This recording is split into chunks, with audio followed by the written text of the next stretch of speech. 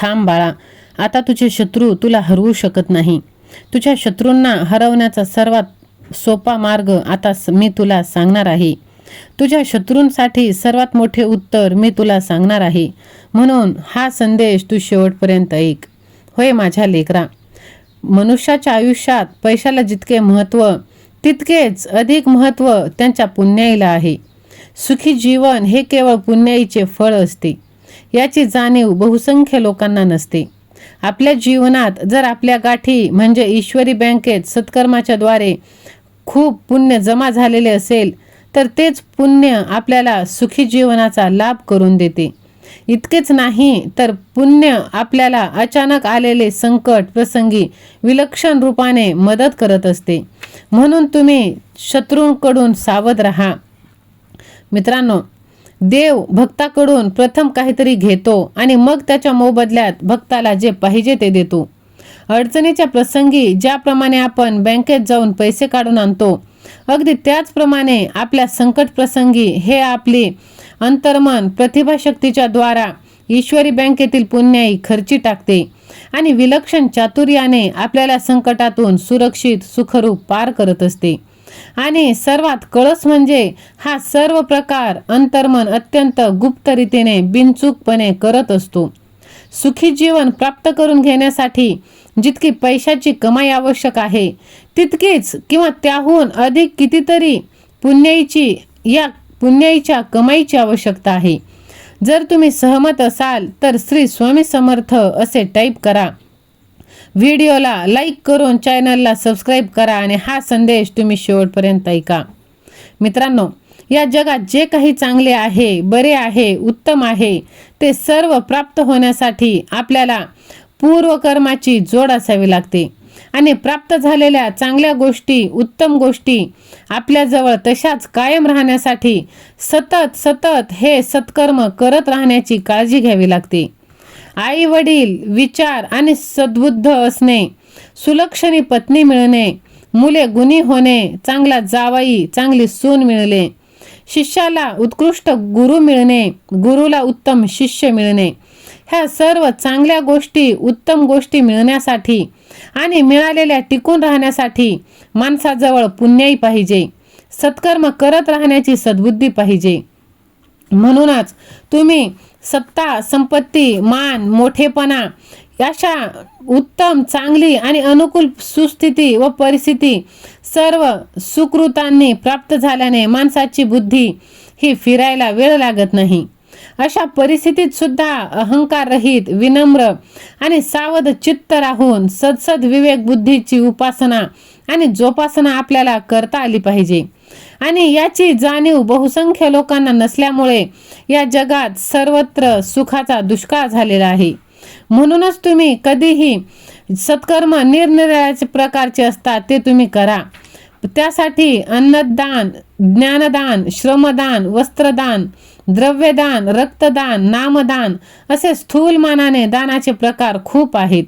अशा प्रकारचे दान करून माणूस ईश्वरी बँकेत पुण्य जमा करू शकतो. दानशूरपणा कोणी कुठल्या बाबतीत दाखवावा हे ज्याचा त्याचा प्रश्न आहे किंवा त्यांच्या कुवतीवर अवलंबून आहे. प्रत्येकाने आपली कुवत पाहूनच कुठल्या प्रांतात दानशूरपणाचा पराक्रम किंवा विक्रम आपल्याला करता येईल हे ठरवावे. ज्यांना स्वतःच्या कुटुंबाचे पालन पोषण करण्या इतकी सुद्धा पैशाची कमाई नाही आणि ते इतरांना द्रव्यदान करण्याचा खटाटोप करतात, म्हणजे हा महामूर्खपणा झाला. पण जे स्वतः अक्षर शत्रू आहेत आणि ज्यांना श्रवण, वाचन, चिंतन असे ज्ञानाचे दरवाजे स्वतःहून स्वतःसाठी बंद करून घेतले आहेत, त्यांना इतरांना ज्ञान देण्याचा प्रयत्न करणे म्हणजे शुद्ध बावळटपणा आहे.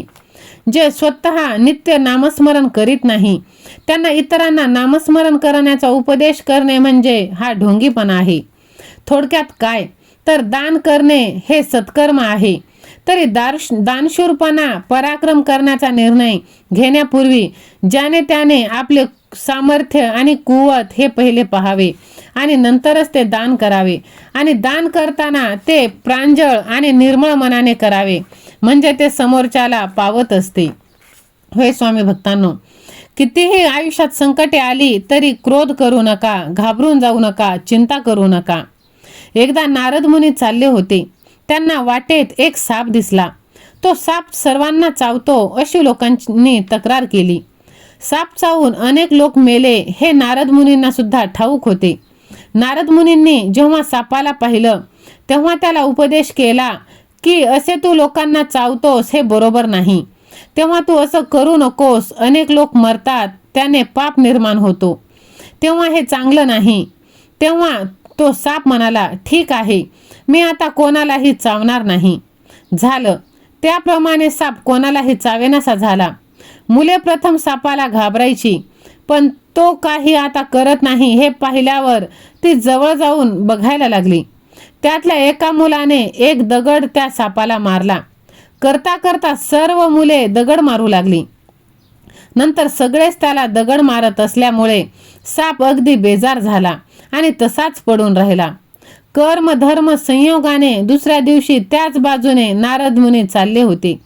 त्यांनी सापाची ती दुर्दशा पाहिली आणि म्हणाले, अरे हे काय झाले तुझे? असा तू बेचारा होऊन का पडला आहेस?